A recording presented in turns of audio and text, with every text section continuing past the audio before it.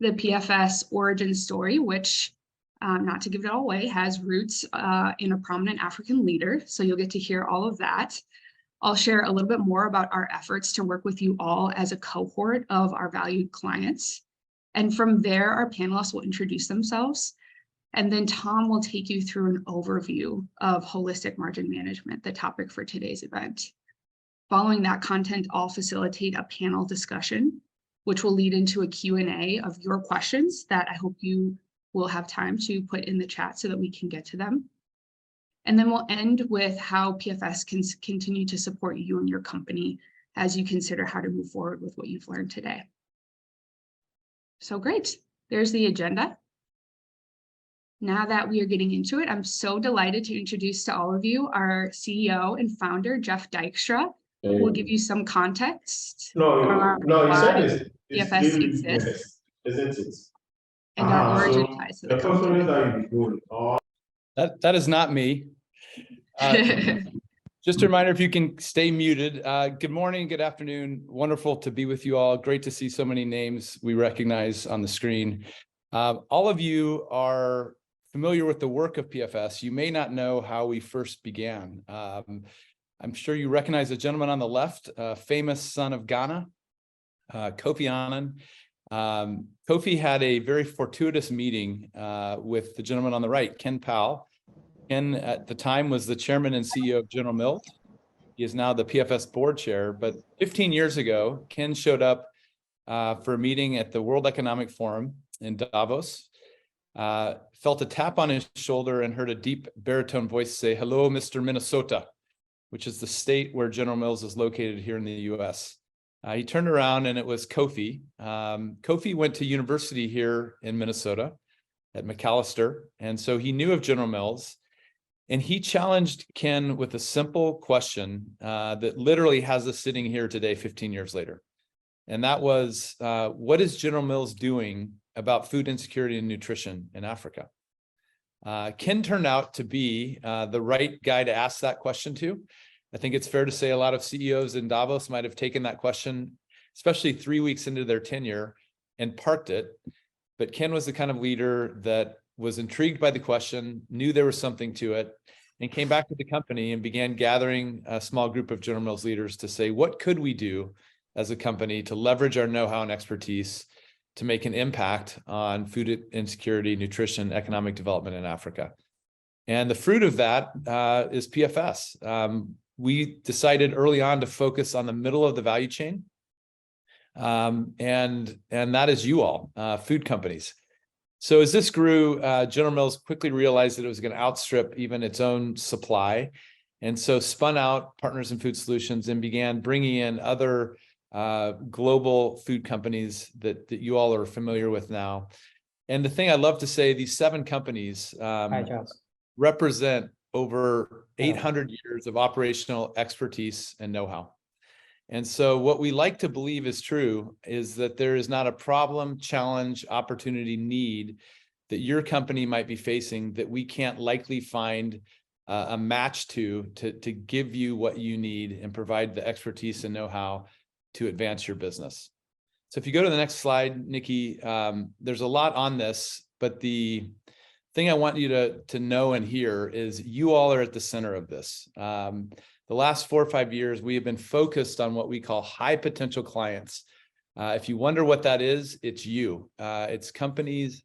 There are a lot of food companies in Africa, but we have been focused on companies that we believe can best leverage and utilize what we can bring to grow your business. And so from the left, you have not only the core projects we've been doing for 15 years, the expertise that comes from our 7 corporate partners, but as Magdalene mentioned, additionally, new services that we believe can further help advance your businesses. From the right, you see coming in connections to government, university, investors, other NGOs that we believe can add value to your business.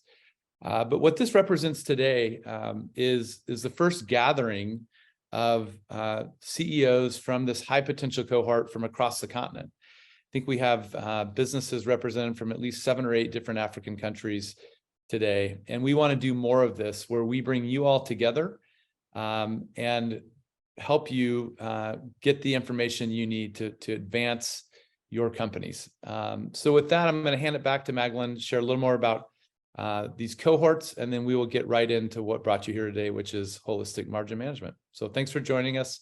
Don't ever hesitate to reach out if I can ever help you with anything. Thanks.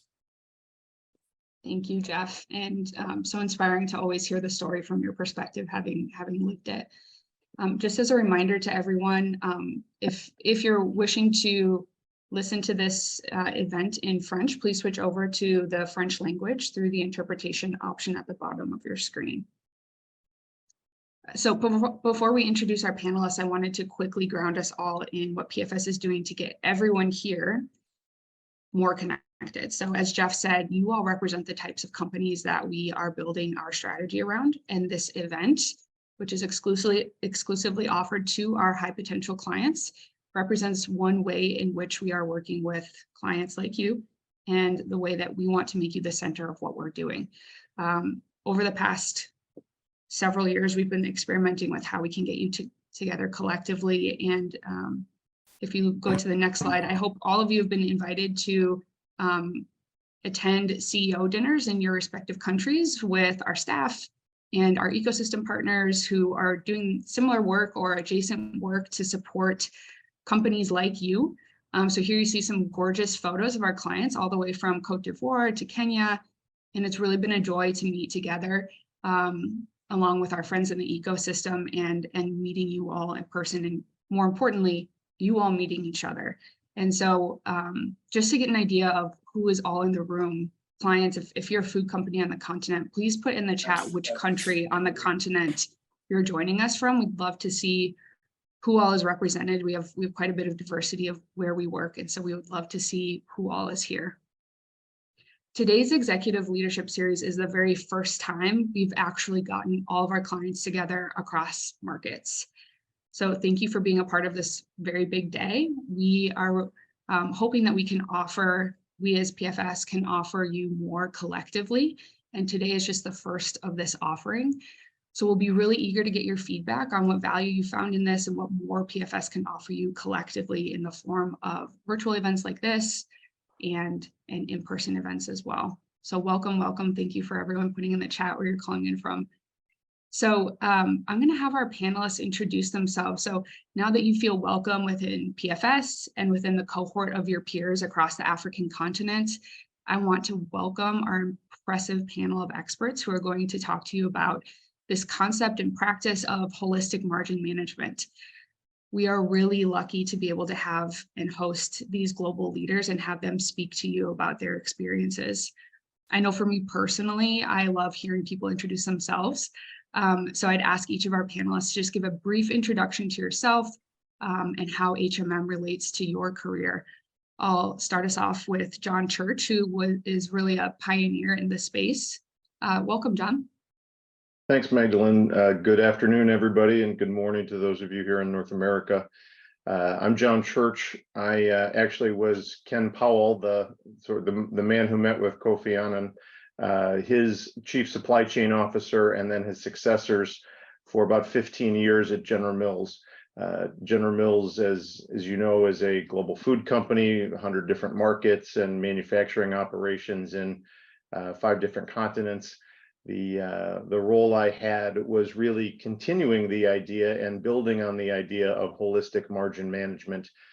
For 34 years, I worked at General Mills, and we found that our approach to sustaining our business and being more profitable had to change in order to make sure that we could survive as the world changed around us. And it started really by focusing on a reasonably simple concept, the idea that the consumer defines value, but a pretty hard one to sometimes implement. And so for 34 years of my career until I retired last year, and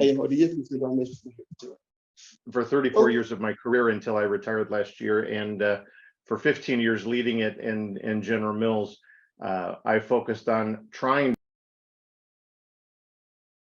Sorry, John, you might have accidentally muted yourself, or might have been a glitch. Thanks. Yeah, Continue. actually, yes, someone must have muted me. So Sorry. I don't know where I broke off, but good to be with everybody this afternoon. Thank you so much, John. Yeah, like I said, John Church has been a pioneer in this space, and we're so lucky to have you today. We're also joined by John Barton, Chief Financial Officer of Ardent Mills, the largest meat milling company in North America. John Barton, if you'd please introduce yourself as well. Yeah, hello to everybody. It's my pleasure to join you all, and I look forward to our discussion here. Yeah, John Barton, CFO for Ardent Mills, and Ardent Mills is it's a joint venture. We just celebrated our 9-year anniversary, so fairly new. We think about ourselves, we're kind of teenagers where we are in our evolution, but it's been a lot of fun. And our parent companies are Cargill, ConAgra Brands, and CHS, Senex Harvest States. And so we have a very unique ownership structure. We have Cargill being the largest privately owned company in the world. We have CHS, which is the largest owned farmer-owned cooperative in North America. And then ConAgra Brands, which is a consumer products business. And so, and being public. And so it's a very unique dynamic ownership structure, but it's worked really well over the 9 years. Before I joined Ardent Mills, I was at Cargill for 26 years, and I look at that list of the 7, and it's an impressive list. And as Jeff said, it's the middle of the supply chain. We're right in the middle versus what John just talked about for General Mills. We're B2B majority. We have a little bit of retail, but we don't do a lot in brands. We are supplying other businesses that put food on the shelves, and we supply some critical healthy ingredients for that. So I look forward to the discussion. As John said, I mean, we talk about our business, and we're a business of pennies. And I think, as we discussed today, holistic margin management is key to every business, and it's a mindset, it's a discipline that is really critical for sustaining your business and growing your business, which is critical. And I know you all have the aspirations to do. So I look forward to a great discussion here. Amazing. Thank you so much, Sean.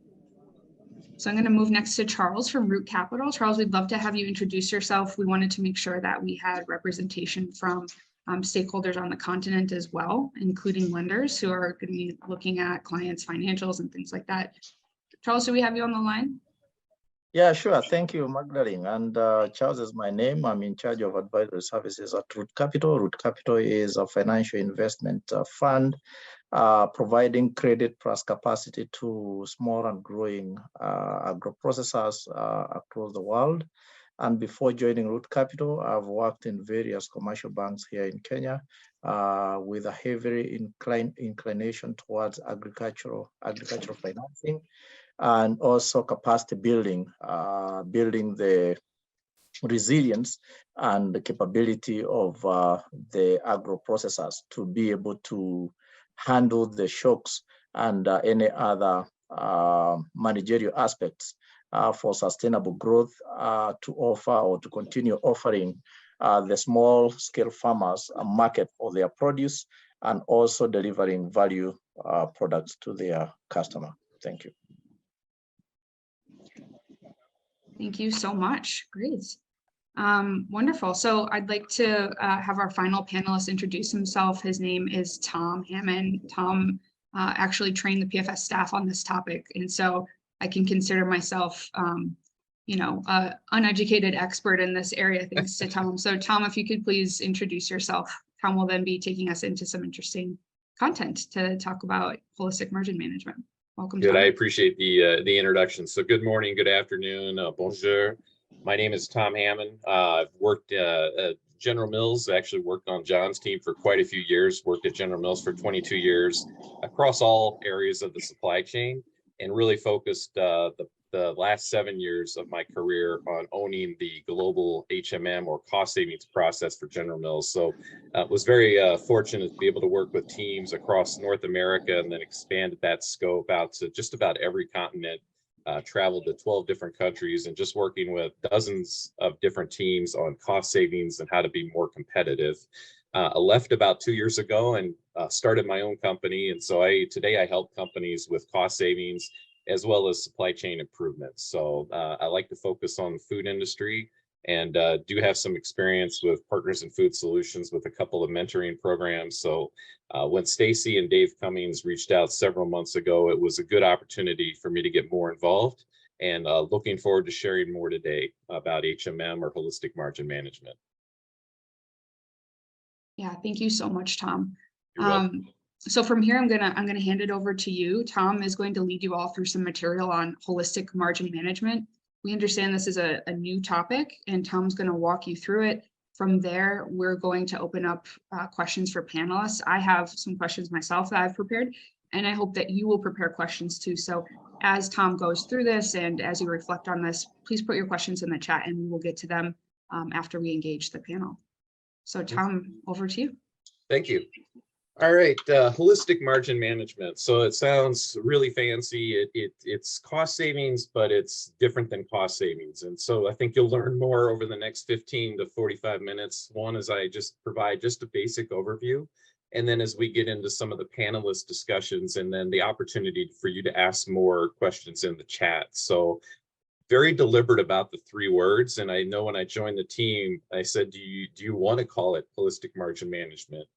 Many companies work on cost savings programs. They have their own names for them. But the beauty in HMM is the first word of holistic. It's all the elements. So I work with some clients and they're starting and they tell me, I only want to start with manufacturing. And that's fine. You have to start somewhere.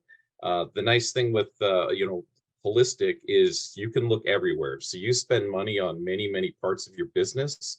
Being holistic, or at least coming in with that holistic approach, you can find the opportunity anywhere versus just saying, I'm only going to look at a small part of my business. The second part is margin, and it's more than just about managing your cost of goods sold or your marketing spend. It's really marketing or the margin is a good indicator, a good metric to look at the profitability of your business and really help you focus. And we'll talk a little bit more about what you do with the money that you do save. And then the last one is management. So this is something that you have to actively manage.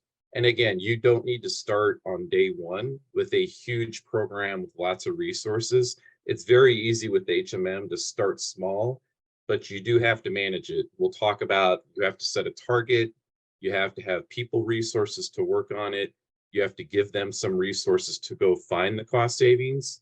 So you do have to actively manage it. Teams that do that well, and they keep doing a little bit every month, they do really well versus teams that just do it once or twice a year.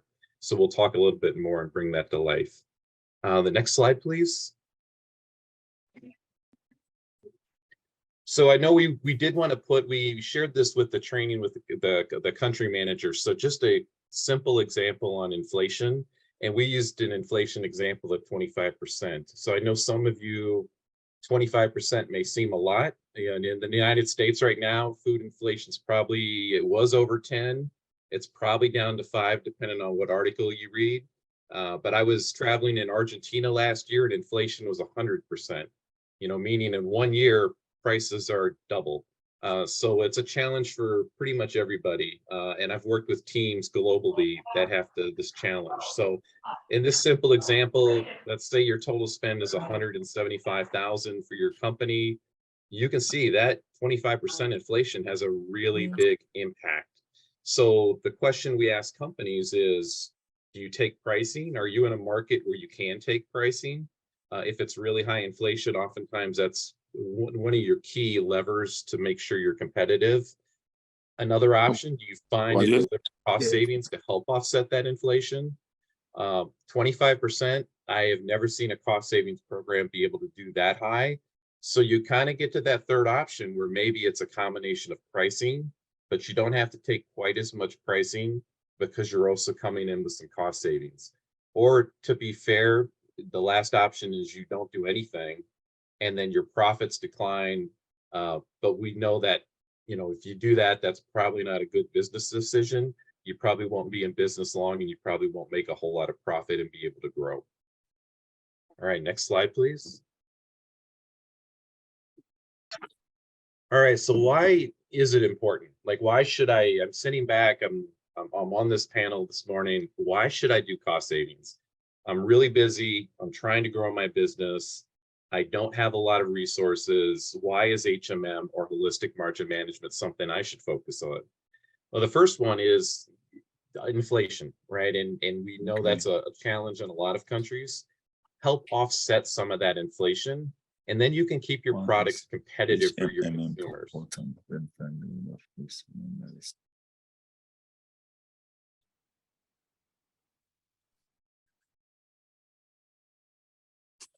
Sorry about that. I think I got muted.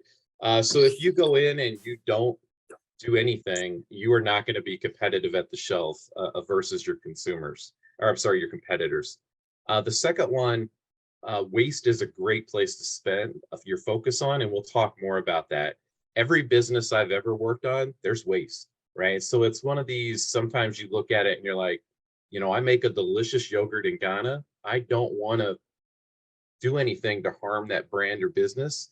And we'll talk about being very consumer first. Every business I've ever worked on, there is waste to go after. And that's really where you can really focus. Doesn't drive value for you or your consumers, so waste is a good place to start. The other one is preserve, expanding your margins, right? That's a good indicator of the health of your business. And then the last one is the one that's most exciting for me.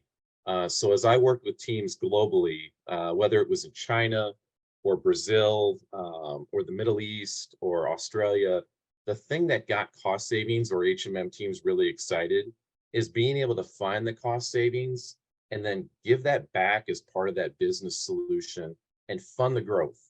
So take that money, and instead of just dropping all of it to the bottom line, do you spend more on your product improvements to make your yogurt better? Do you spend it on more marketing spend? Do you spend it on programs with customers? Spend it on some things, reinvest it, and it can really be great fuel to help you grow and fund your growth as you go forward. Next slide, please. So there are some HMM principles, and I think as we get into the panelists and the questions and answers, we will help you bring this to life through stories. But some of the key HMM principles that have been learned over the years, we just talked about waste. Waste is a great place to start. So a lot as we start HMM or cost savings programs with companies, whether they're small, medium, or even big, a lot of times there's reluctance to say, I don't want to change the formula on my cooking oil. You know, I don't want to do anything that could potentially harm my brand or make my products like any risk. So I don't want to touch that. When you start with HMM or cost savings, waste, again, is a great place to start. One, because all companies have waste, and two, your consumer never sees your waste, right? That's all within your four walls of your manufacturing plant or your company location. And we all know that there's waste, especially if you ask your employees, where are we wasting money or where are we spending money that isn't very effective? That is a great place to start, and then start to get some early momentum. Really ties into the second one of you really have to know what your customer and your consumers value. So what I've learned is working with small companies tend to be really close to their consumers. So if it's cooking oil or yogurt or it's a grain, they know what their consumers want, what their consumers value. And that's important as you continue on, as you get bigger, as you get into more HMM, being really focused on what the consumer wants, being really consumer first is absolutely critical. And I think you'll hear some stories later about the importance of listening to the consumer. They will tell you what is good HMM and what is things that they're going to say, nope, that is taking value away from me. Don't do that. The other one we talked about is just the holistic nature of it. So considering all the areas of your business, right? Again, if you're small and you're starting with HMM, it's okay to start in one area like manufacturing or purchasing, or maybe it's, I've got very complicated logistics to get a refrigerated product the whole way to my customer. but consider all the areas of your business. I do come in and I work with clients sometimes and they say, I want to work on HMM, but this area is off limits. We can't do this area. And that's usually fine to start, but teams that do really well, consider all areas of your business. And it really ties into the next point of HMM. Part of the great part about HMM and one of the key success factors is being cross-functional, right? Back before General Mills did HMM, they did this thing called productivity. And only really, you know, people like Stacy in R&D and me in supply chain, we had to do it, and it really had to be invisible, and it was small savings. When we brought in everybody on the team, cross-functional marketing, the voice of the consumer, that was really a lot of the power of doing that. And I think you'll hear some stories about that. HMM, you have to, like any score, like any game, you have to keep score. So include HMM in the business performance discussions. It has to be something visible that you as a leadership team in your company talk about, and you need to set a goal.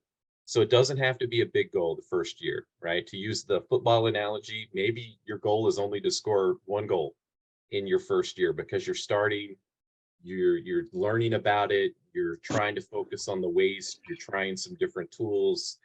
Set a goal, talk about it during your performance meetings, and that is a good way to get started as you go through.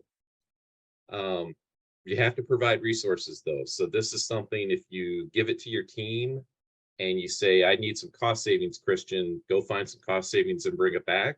If we don't give Christian some time or maybe a little bit of money or some resources to change manufacturing line or the ability to go talk to a key supplier, we need to have some resources. And think about it, it's not a cost. Think about it as an investment. You're investing so that you can get more money back in your cost savings. And then the last one, and maybe the most important point, as you put people in your company, you put your employees towards working on HMM, working on cost savings, really make sure that you reward and recognize those people. And it doesn't have to be a money award or a ton of recognition, but being able, if you have a company meeting or if you have a company newsletter, if Selasi's working on your team and he finds $20,000 in savings, recognize him at a town hall meeting, call him up and say, hey, Selasi did a great job. We found some waste on the manufacturing line. We were able to work on this piece of equipment with the filler, and we reduced waste from 10% to 2%. And that saves us $20,000 a year.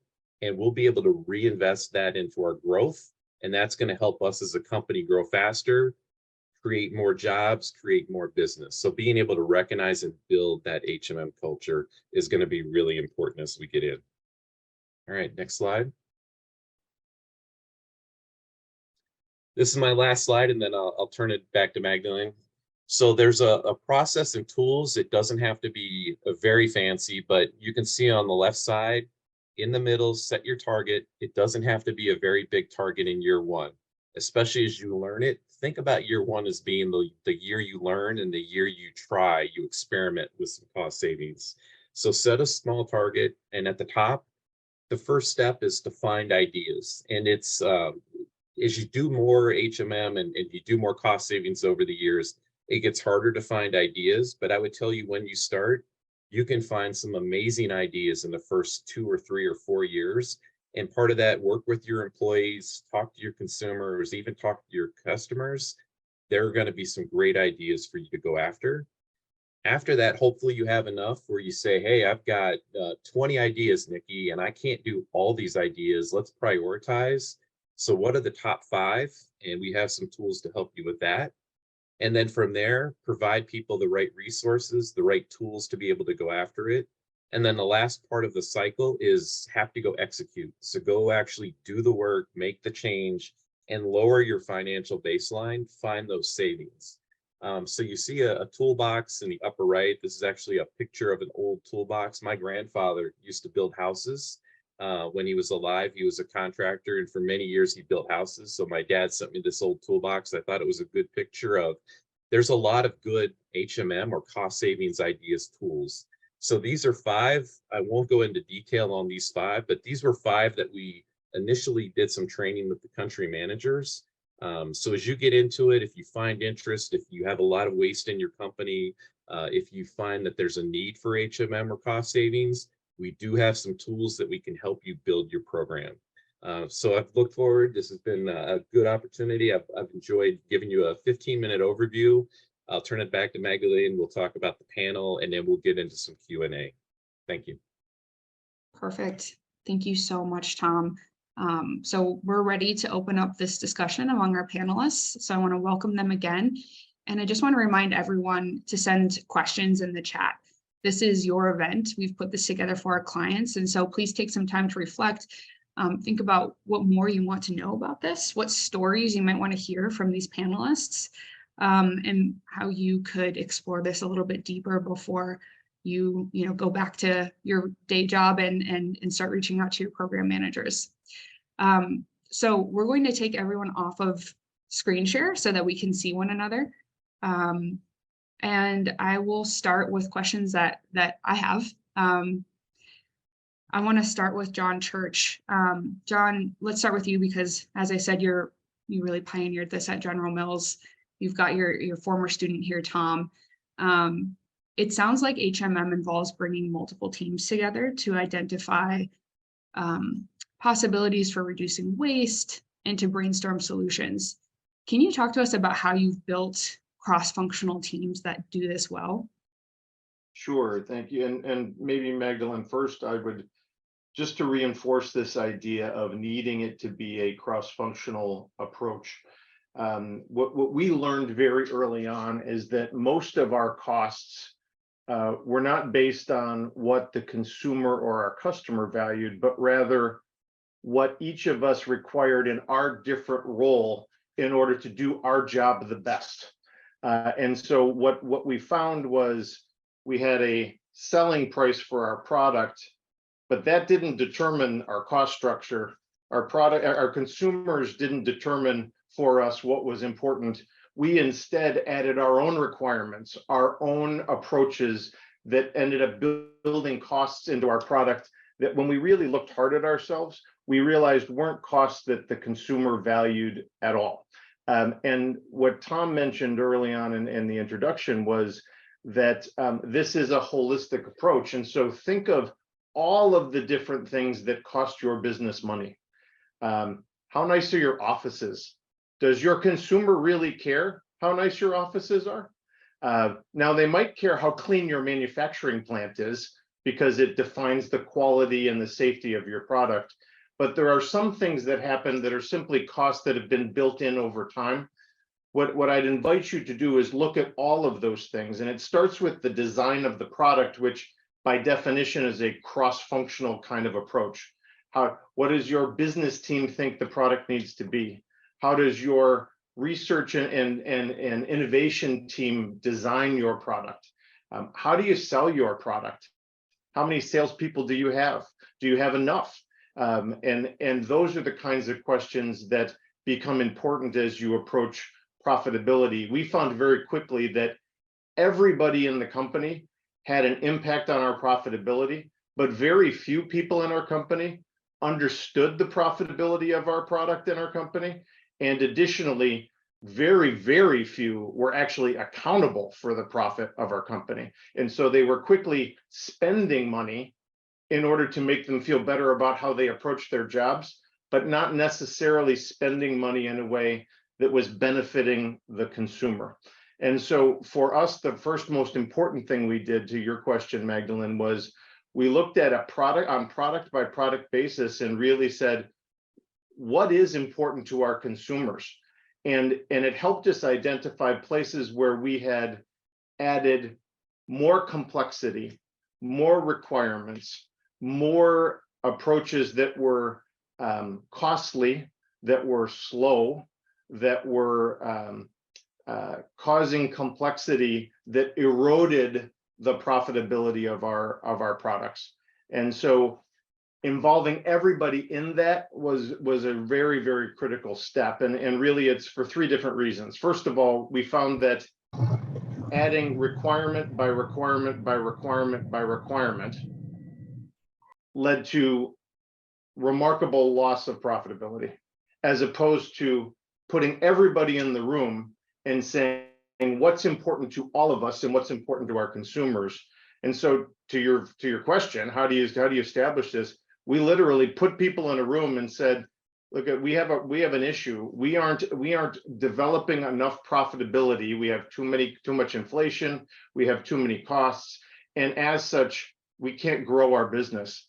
We can't continue our business. We're not making money.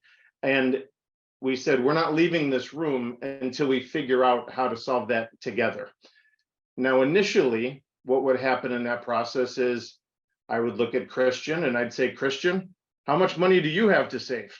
And then I'd look at Regina and I'd say, Regina, how much money do you have to save? And Veronica, how much money do you have to save? And the answer was everybody gave about 10% of what they actually had, because they weren't sure. Christian wasn't sure if Stacy was actually going to give any money. We all know that Charles is very, very, very tight with his financial background. He's not going to give us any money. And so no one wanted to over commit to the company's success.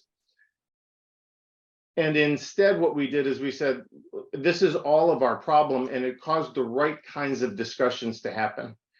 Christian, I could save 20% more money if you would not add 3 more packages to our product line, because when you go to a customer, he wants something different, and then you say, fine, I can do it. Well, I have to have money available to do those kinds of things. If we could work together to ensure that we are only making 3 different packages, because 3 different packages is enough, then we could save money together. Those are the kinds of things that's an example of something that we found very, very early on. Christian, trying to do the right thing for his customers, ended up building costs into our manufacturing plants. Jillian, trying to do something different with how he approached our quality compliance, ended up building costs into the design of our products.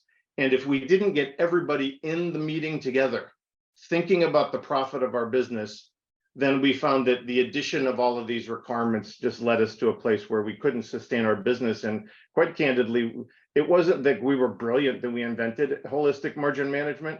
Our business was failing. And if we didn't invent holistic margin management, we wouldn't be able to sustain as we moved forward. Well, that's really compelling. I love the idea of just putting everyone in the room and saying, we're not walking out of here. So really, really interesting story, John, and interested to come back and explore that further. Tom, I'm going to turn to you. When I attended your HMM training for PFS, I think one of your headlines was really reduce expense and waste that does not matter to your customer, to the consumer of your products. Why is it important to understand what consumers want? And how do clients continue to learn about their customers over time? Yep. Can you talk to us about that? Yeah, it's consumer first is where you need to start. So a lot of teams want to just dive in and say, I think there's waste here. I think there's money here. Let's just go save this money. And really have your consumer, and sometimes even your customer, really be what you focus on. Your consumer, if you stay close to your consumer, they will really tell you what's important or not. So I know early in those HMM days at General Mills, as we started getting that group together like John talked about, and we started talking to more people, we started talking to consumers. And a good example, yogurt is a good example. We have the Yoplait brand in the United States, and there used to be, for regular yogurt, the silver lid on the top was one color for regular, and it was a different color for low-fat yogurt. And we thought, as a team, we thought that was really important. And we said, oh, Bernadette knows that that color is regular yogurt and that color is low-fat. When we actually went out and talked to consumers like Bernadette and Gordon and Nikki, we asked them, and they didn't know that. And we said, are you sure, Stacy, like this red one, that's regular, and the purple one, that is low-fat. You should know that. And the consumers really didn't know that. And so we came back and we said, okay, if we went to one color of silver lid, a silver foil, a lot of purchasing advantages, a lot of easy in manufacturing. That was a lot of money to be able to go from 2 different colors to 1 color. Another good example of with some of the complexity that John touched about, I worked on a business called Hamburger Helper. And so it's a pouch of like dry macaroni or dry pasta, and then a little pouch of seasoning, and you mix it up with some meat and you stir it all up and cook it. When we had those initial teams and we got in the room, somebody said, do you know we have 7 different types of macaroni? Okay, I know we've got a lot of different pastas. No, they're like, no, that little classic shape of macaroni, we buy 7 types of that macaroni. What are we doing? Like, we didn't even know that. One person on the team knew that. The power of bringing that team together and talking to consumers, the consumers, they cooked it all up and they made it together for their family. They just wanted one type of macaroni. I will say on the other side, if you're not careful about your consumers, I worked on a Betty Crocker, a baking products business for a lot of years and loved that business. There were times where we were in a hurry or we didn't do all the testing we probably should have. And then consumers let us know, okay, for this product, I don't like the change you made. Make sure you do your consumer testing in your close. So it goes back to consumers. If you talk to them, they will let you know if it's value and they want to keep it, or they will also let you know, I don't care or I don't value that. That's something you could change and maybe save some money on your business. Keep the prices competitive because I want to keep buying your brand. I like your brand. So again, as you grow and especially keep your HMM or your cost savings, focusing on your consumer, focusing on your customer, and you will do good things for your brand. Thank you so much, Tom. Really interesting. I want to move over to John Barton, our other John on the panel. John, as Chief Financial Officer during what is now troubling economic times, I imagine HMM is an important tool for you. But if HMM can't offset all of inflation when it's really high, why work on it? Can HMM be part of an overall strategy to keep the business profitable in spite of high inflation? Yeah, it's a great question, and it's like anything. You know, times of low, the way we look at it, times of low inflation, high inflation, it gets back to, and I mentioned earlier, it's about a discipline and a mindset that you can't wait. If you wait to a crisis, time of crisis, and you say, okay, now we're going to change everything, that's really hard. And it's a mindset you have to have. And as John and Tom have talked about it, we look at it as, you know, every time that we're making an investment or as we're looking at our product P&Ls, customer P&Ls, things like that, we're paying attention to details. Details matter in business.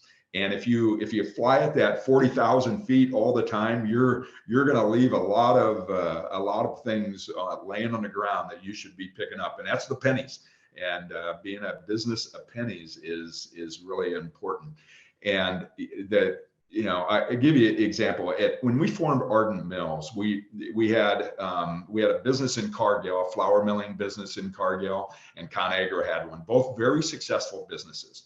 And when we brought them together, it wasn't just to be a big flour milling company, but it was to serve our customers who were going through consolidations and such. And when we formed, you know, although we were both in the same industry, we approached our customers different. We looked at our business different and such. And so, you know, you hear the term of, you know, picking out the best of both. And we tried to do that. And one of the things we really did, and it's right around looking at holistic margin management, but we broke down, you know, you have an income statement, but our management reporting, we broke down into a lot of details, kind of mini P&Ls, if you will. And what that has done for us, it has brought visibility, it has brought, you know, kind of transparency of being able to identify opportunities and problems. And I think John mentioned it. One of the biggest things, it drove accountability.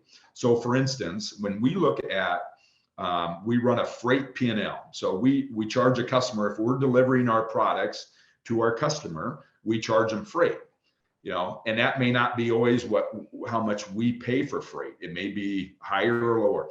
And so we run a mini freight P&L, and then we can see on, hey, where do we have leakage? And that, you know, understanding those details of both it's really looking at your gross profit and looking at the details. When we put flour in a sack, you know, what are we charging? What's the upcharge for putting it in a sack?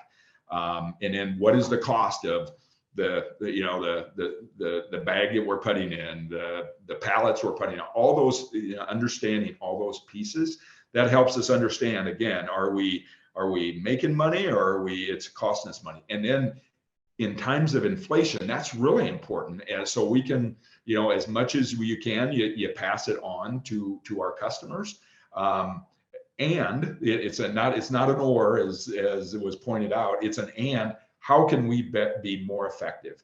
And I think it's a really good point of a lot of times internally you create a lot of extra cost and such, and those things get pointed out really quick as you get into the details, and you really, you know, dig under the covers and figure out what is driving your cost. And you can look at your overall profitability. So, you know, why do it at times of high inflation? Because inflation is going to come and go. But if you have that mindset and, you know, that discipline every single day on how you approach your business, you're gonna manage it much better. And you think about sustainability and creating something for the long term, and having the ability to you know, reinvest and grow a business. That's a mindset and a discipline that is really critical for that future growth, and just to sustain and maintain your business. Wow, thank you so much, John. I love your concept of a business of pennies. So I want to come back to that in a moment.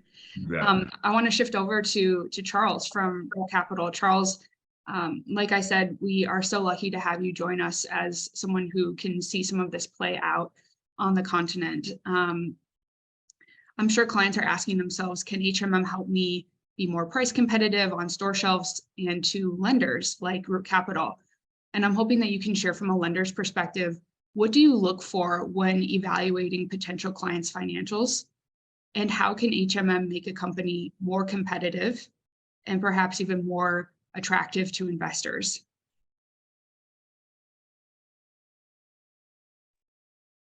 Thanks, Magdalene. And for all the good reasons that Barton, John, and Tom have explained, it all alludes to creating competitiveness of a business, which makes it attractive to lenders and anybody who is interested in investing in this business. So I do, from the presentation from my earlier panelist, the model, HMM model, is very compelling, and it looks at business from a 360 angle, which is geared towards increasing or building the business competitiveness. And through competitiveness, the business is able to increase the profitability and the cash flows that a lender like Root Capital will dwell into when making the underwriting. So the better the cash flow, the more attractive the business is. As much as we talk about the profitability, we know loan payments are based on cash flows, and therefore cash flow again becomes very, very critical in this analysis. So from a lender's perspective, and based on this topic of HMM, I would like to maybe focus more on business operations as what we focus more, as in it is incumbent to the management of the business to, you know, embrace all measures that are geared towards increasing the efficiency and effectiveness of resource use of the business. And that lowers the cost, and at the same time, attract more customers such that the market evaluation, which most of the lenders look into, is justified. It is not just business making profits. It is about the market. What value are you delivering to the market? Do you understand your market? Do you understand your customer? How best you are able to understand or to articulate the problems of your customers and respond to that by a unique product gives a lender confidence that your business will survive the market and gain more traction in business terms. Then look at the business operations. So whenever we look at the financial statements, what we look into when we deep dive into those financials, it is just to be sure that the business is able to able to manage itself and the resources economically, efficiently, in the sense that using the minimum resources to get the most of it in terms of the output. So that is one key issues or key line of assessment that we look into, besides now looking at the line of operational cost. So we look at how is your business able to manage this cost. And from the HMM model, I'm very convinced that they will be able to guide you in terms of how to manage this cost, and not just cost management, but overall, all the way to the final product. So besides everything else that we have talked here, it is about the management which is responsible for all these aspects. So we look at the financial one side, and then looking at the management who are supposed to provide the business with a vision, strategic direction, and also looking at the business and market plans. Thank you. Yeah, thank you so much, Charles. It was really enlightening, and I love this connection between HMM and financial discipline that can make a company more attractive to investment and more competitive. I wanted to follow up with a question around setting up this conversation with clients. So Tom, you made a comment that the consumer will let you know. And one question that I have is, how can clients really set up a way to get feedback from their consumers on what matters to them? And that's a question for Tom, but John Church, John Barton, even Charles, do you have any suggestions for how clients can go out there and first of all feel like they have an informed perspective on what really matters to their consumers? Yeah, I think I can start and we'll open it up. So I know, if a big company like General Mills, we had a group called Consumer Insights, and we had a lot of money to go test and talk to consumers, and we could buy some data. If you're in a big company, you probably have more resources to be able to do it.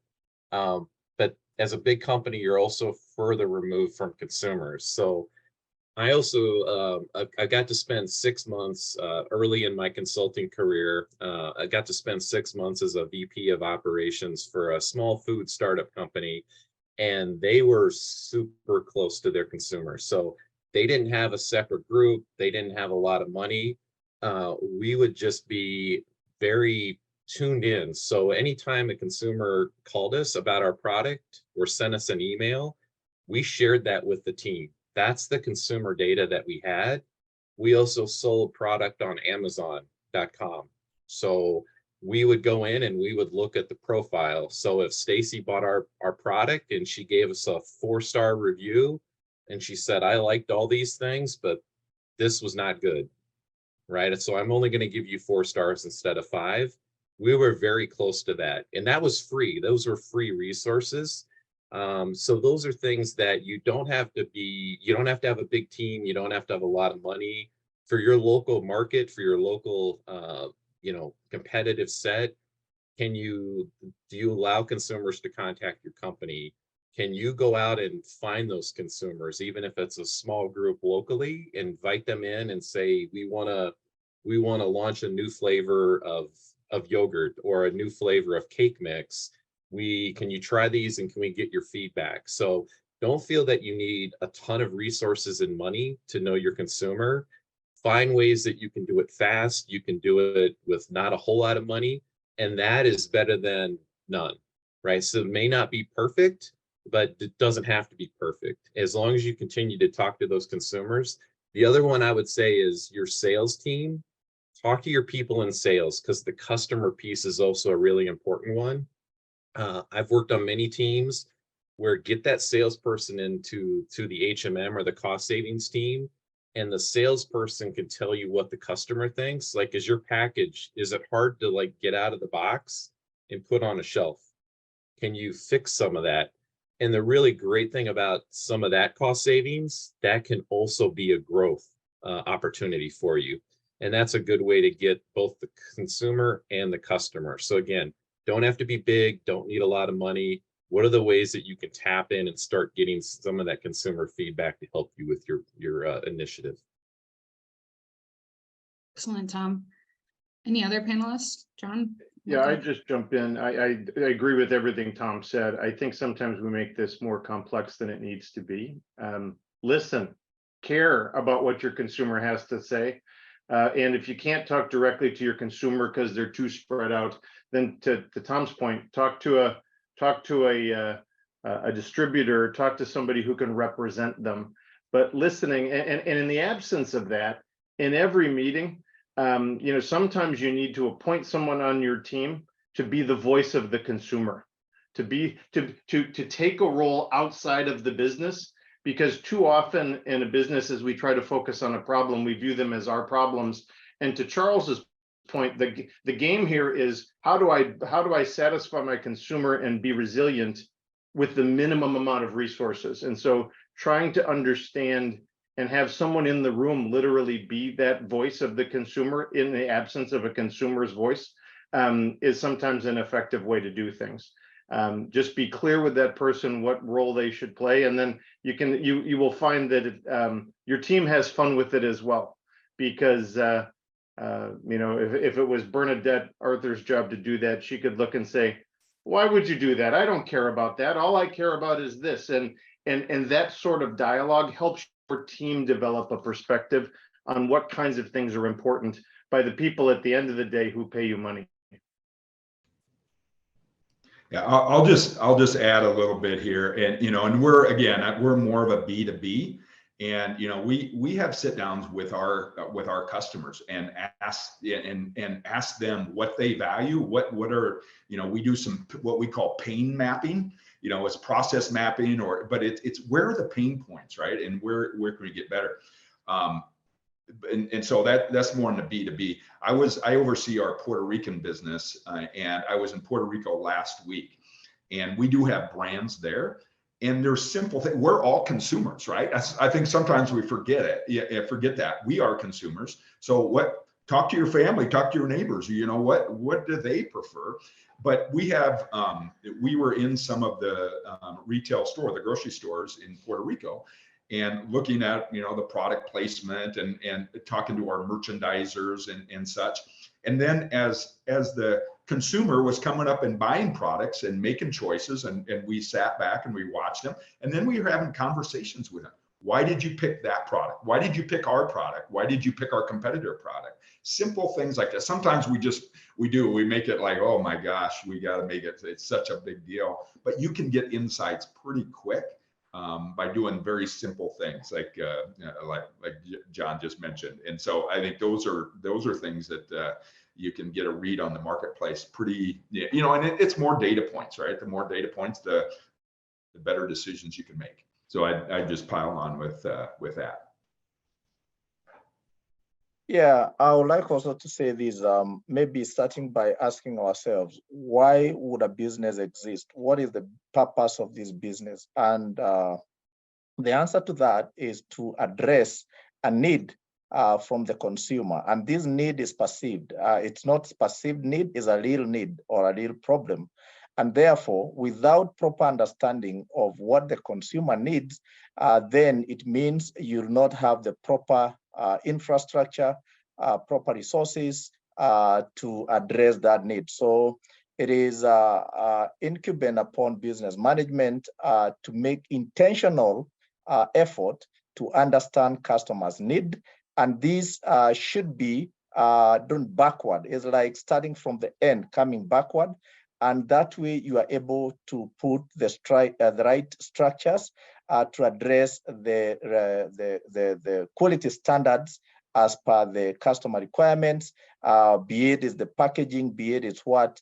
So not unless you make it intentional as a business practice, then it will remain there.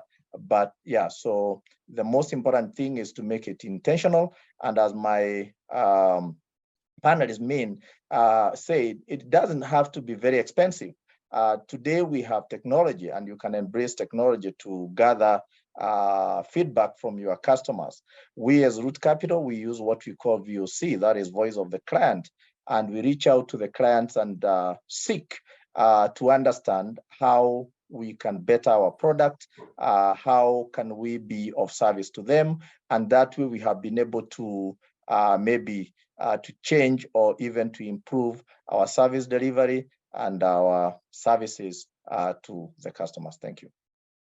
Thank you, Charles. And I wonder if you don't mind just elaborating on that point, since you have the perspective of working with companies who are operating on the African continent. Do you have any examples on how smaller scale companies might make this an intentional practice? You talked about Root Capital using VOC, the voice of the client. What might that look like for some of our clients? Are those phone calls to clients? What tools do you see successful companies using in order to become closer to their consumers? Well, a good question there. And it ranges from simple surveys, like using a smartphone or even non-smartphone to get responses from the customers. It can be self-driven, or you can hire a survey company that's to the higher end. But internally, you can devise a very simple tool, and maybe you work together with telcos or telecom providers to reach out to most of your customers and get some feedbacks based on regarding your performance of your product, the quality of your product, and any other aspect that you'd like to know from your customer. So it can be as simple as paper-based or even technological-based through telephone. Okay, that is really helpful. And thanks for providing some more details and tools for how our companies can get a little bit closer to their consumers. So we have a client asking in the chat, what tools do you use for your HMM project? So after identifying an area of waste, what tools can companies use to brainstorm potential solutions? And what tools might they use in order to eliminate that waste? So I'm curious to hear from the panelists what different tools and strategies they're using to eliminate the waste. Yeah, I think we'll start here. So when we showed the picture of the toolbox, we listed out 5 tools, and these are tools that we did some initial training with the country managers on. And so there are many tools that you can bring to help your team focus on HMM or cost savings. We really recommend in year 1 or 2, don't try to use all the tools. As a craftsperson, if you're trying to learn 1 or 2 tools and get really good at those. I'd love John Barton's comment on pain mapping. That would combine 2 of my favorite tools. I'd say 3 come to mind right away is just financials, of getting your team together, and whatever financial data you can share, the better, right? If your team understands where you're spending money and where the focus is on, and that's going to give you a good indication.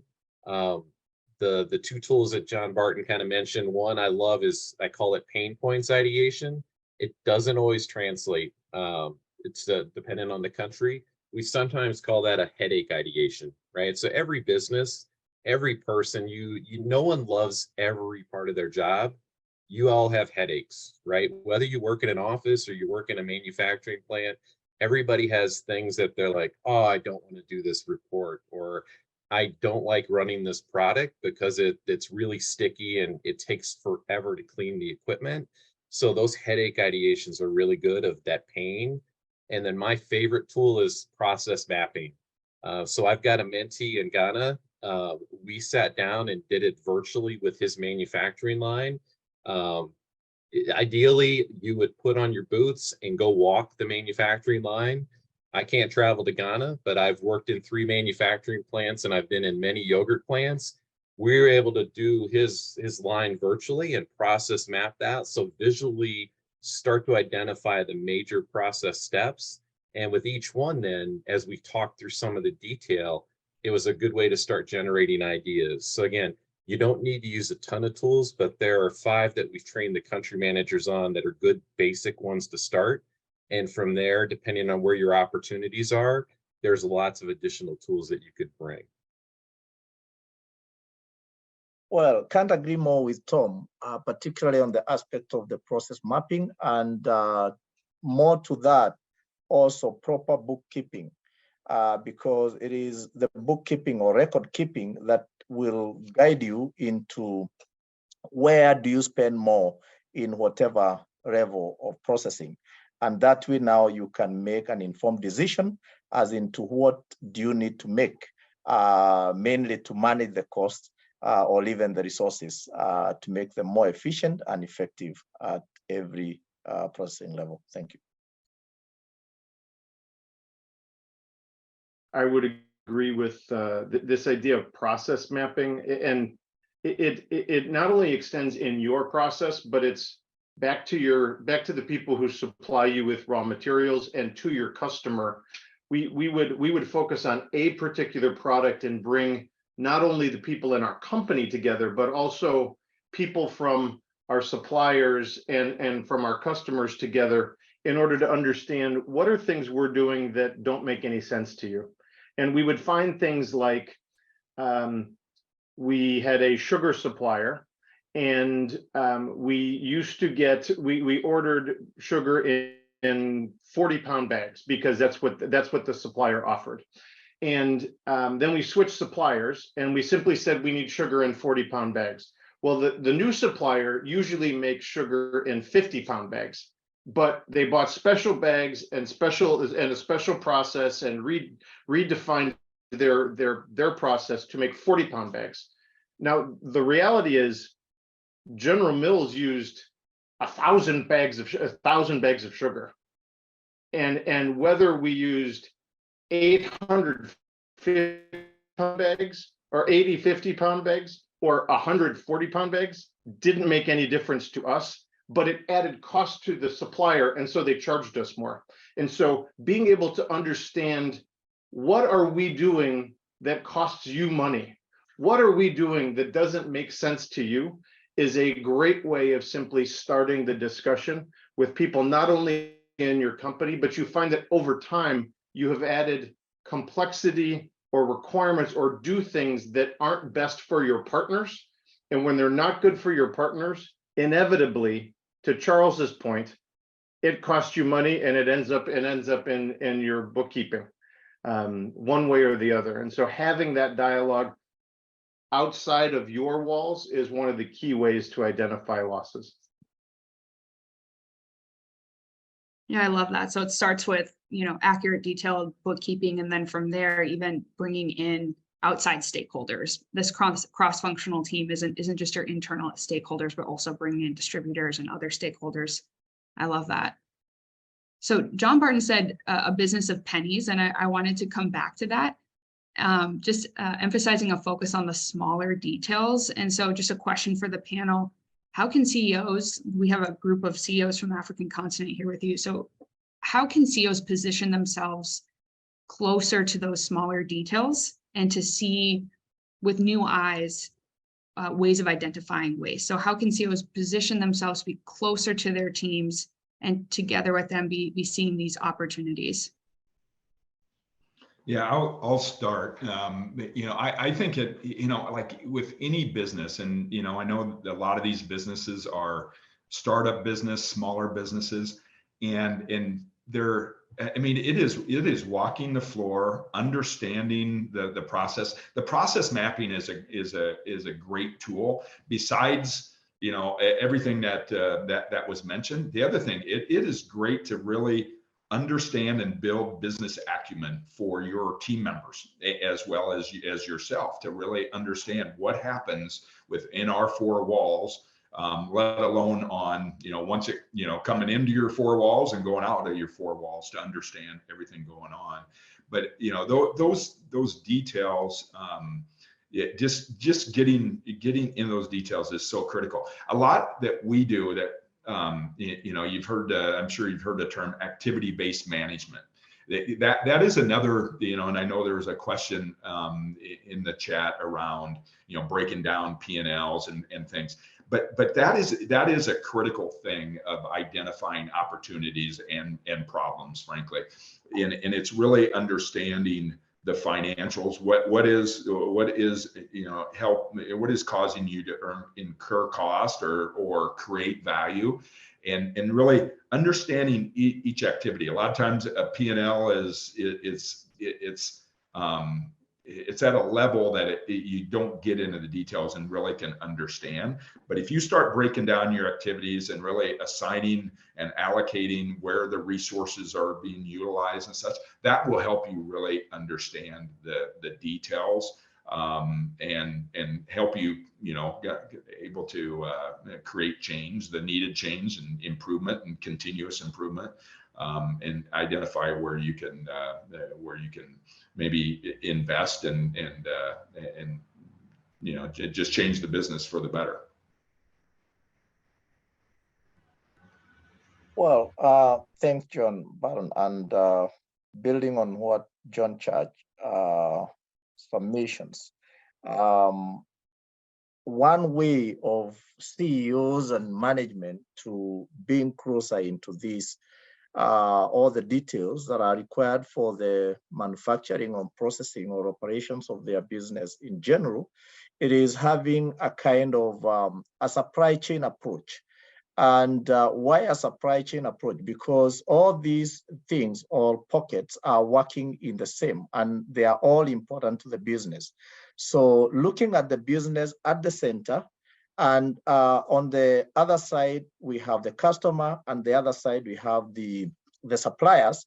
And any activity or any change in any of those 2 or 3 levels will impact the business. And therefore, paying attention to the business itself, the operations through the process mapping, come to the customer, looking at your distribution of channels. Do you need to maybe strike or have a strategic partnership with distributors, outsource that, or do you need to open your retail stores for your manufacturing company? Come to the supply side. How are you working closely with your suppliers to make sure that they understand the quality of the raw materials that they are going to supply to your farm? Because quality begins at the supply level, or even at the farm level. If we make it so. So you need to manage all the raw materials from the source, so that if you take low quality, that means your processing cost will increase and the outturn will be below the threshold. So you need to pay keen attention to everything that is happening in those 3 pockets: the business, the customer, and also the suppliers, and any other service provider. I'd look at, I think this is a great question, and I won't try to repeat what everybody has said. So I think there's 2 basic ways to get close to the details. And first of all, let me tell you that you don't have to know every bit about your company. You've got people that do that. They should be experts in what they do. What you can do is talk to them, ask them what are their concerns, ask them what they think are challenges, watch them when they look like they are working much harder than you would expect, and then ask the most important question, which is why? Why is this going on? The other thing is, look in the garbage bin. Waste is always, always, always in the garbage bin. And then ask why. Why is that in there? Why does that get thrown away? Why, if it's thrown away, why do we add it in the first place? What are the reasons that there's a spill on the floor? What are the things those are the kinds of things that can help you build your acumen, to the earlier point. And then I think additionally, you don't have to know every part of the process. You just have to ask hard questions about some parts of the process, and everybody else will be worried that you'll ask them their parts, and things will start to get better. That is a really good perspective from a senior leader. You ask just a few people, and everybody starts asking themselves. That's great. So we have a question from Julius. He wants to know, do you have an existing HMM model for every organization, or do you customize an HMM model depending on the need of the organization? And so I think part of this question is HMM a company level approach, or do you get even more granular than that? So how can clients approach this, knowing that this is a new topic? Is this a company level program? How do you apply this in a company?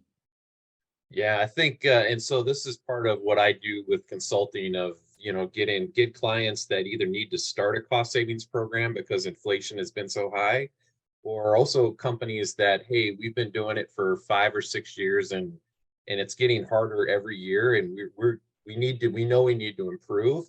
I think the answer is, when I come in, you've seen a lot of the basics, right? So the principles are pretty universal, being cross-functional, like John Church talked about. Charles, do you have good bookkeeping? Do you have good financials? Probably 80% of what you can bring in is pretty standard. That 20% is where you really need it to fit. So if you just try to bring in and say, this is General Mills HMM, you do General Mills HMM, you're probably going to fail, right? There's a lot of great things there, but that 20%, you need to make it fit your company and fit your culture, fit your resources, your consumers, your product. So the great thing is you're 80% of the way there, and then the 20% make it unique to your company so that it's something that you can build and sustain and use for years to come.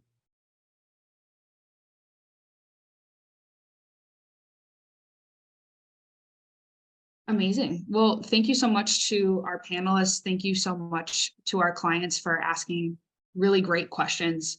All of this has been really powerful, and I would encourage clients to reach out to their program managers on how to take next steps. So I want to thank our panelist contributors. I want to thank our clients. And before we wrap up, we want to talk about what PFS can do for you, our high potential clients. So if we can our PMs on the call, our program managers from PFS, wave your hand. These should all be people who are familiar to you. These are your trusted advisors, and their jobs are specifically to develop relationships with you as the CEOs of these companies that we want to invest in working with over time. And they can connect you to any PFS service, and they can help you explore how to go deeper on this topic. So as part of our wrap up, I want to invite our regional program directors, Christian Dedzo and Johnson Kiragu, to chime in. Christian, just briefly, what potential do you see among our clients to apply HMM practices? Thank you, Magdalene. Having worked with some of our clients for some time now, I see HMM as a new way of businesses looking for innovative means to reduce costs and amplify profits. And we've heard it from our distinguished panelists that there are so many ways to identify a pipeline of HMM opportunities in one's organization. Of course, we know that HMM is not a well-known practice among small and medium-sized food companies on the continent of Africa. But of course, I have no doubt that implementing this continuous improvement way of working in one's organization would definitely be a game changer for our clients, especially making them resilient at a time when all businesses across the continent are battling with high inflation. Johnson, what do you think? Well, I can't agree more, and well said, Christian, and thanks a lot to our experts for sharing. And I know one of the questions that could be lingering in the minds of the listeners, our HPC leaders here is, having had all this now and listened and learned, what next? The good news is that you're not alone. As Magdalene and Tom mentioned earlier, all the program managers have been trained on HMM. So my encouragement to you all is disturb them, call upon them, have a sitting with them, go through that process that Tom shared with them, put together some ideas with them, prioritize them, pick on the first 1, 2, 3 ideas that you'd like support to work in, and then bring them to us to resource. And to Achila's question, I think earlier on, the resourcing will be matching with experts. And you can imagine, big match to an expert who worked with one of our panelists today. I can assure you, I mean, you reap the fruits at the end of the day. So once that's done, we can help with the execution, just the way we do with our other services. And I'm 100% convinced in the coming months and years, you reap the benefits of what you've learned today and what you'll be implementing with the support of the program managers. And don't feel restricted to reach out to one person. You got contacts to more than one person. So Christian is working with a team in West Africa. I'm working with my very able colleagues here in East Africa. Feel free to reach out to me, irrespective of the country that you come from, and I'll be willing to support you. And I know my colleagues here in Kenya, Charles included, are familiar with the phrase that we are sure you will thank us later once you've seen the fruits of the implementation of what you've learned today. Thanks very much. I love that. Thank you so much, Johnson. Also, to wrap up, we have a great quote from John Church in the chat. HMM never stops. General Mills has been doing HMM for 19 years, and every year they have found more savings each year compared to the year before. So take that as some inspiration as we go forward. I want to just close us by thanking everyone. I want to sincerely thank our panelists for sharing their expertise and experience. And thank you so much to our clients. We are all here for you. Thank you for the work that you do with PFS and instilling your faith in us. So on behalf of PFS, we're grateful to all of you to have you as partners, and we look forward to future events like this one. And we welcome your feedback as you debrief this event with your program managers. So that's everything from PFS. Thank you everyone for today's event.